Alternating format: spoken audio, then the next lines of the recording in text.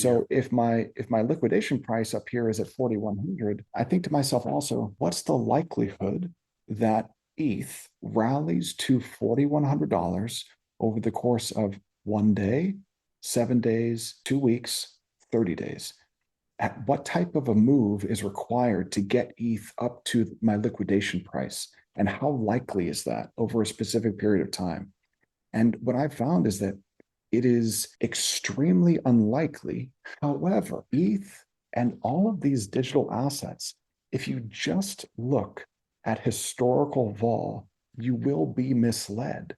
Because if you're looking just at historical vol and calculating an expected move, and then you extrapolate that out to say, okay, well, what's the likelihood that we see a 2 sigma or a 3 sigma move over the next week?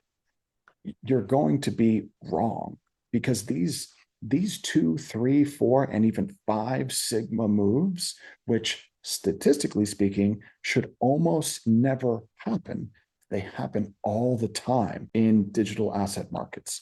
So my risk, the thing that keeps me awake sometimes at night, is I can't protect myself quickly enough Going on the up way if it up rips higher. if it Yes, rips. And although the likelihood of a 3 sigma event is low in it digital could asset, happen. it happens. These things happen all the time.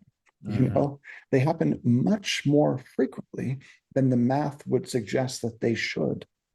So that just means, well, I want to keep the range on the CLP as narrow as I'm comfortable with so that I can earn as much yield as possible to get like an ROI on the system as quickly as possible. Because once I've hit 15K in yield, then I don't have any more risk on the upside. I can't lose any longer. So Couldn't you take out the amount on GMX to make it lower, like 10K? I And you're like, could, hey, I the could, CLP however, is like in right, yield now. So you're right, but controlling really the cost of the end product of the GMX, where you like put it down to 5. And I'm like, no. okay, I'm So in yield. so Nolan, I hear what you're saying, Yeah, and you are right in thinking that if you, let's say that I went from 15K to 5K, yeah, well, the problem with that is, well, then my liquidation price would move like down to true. 3,600.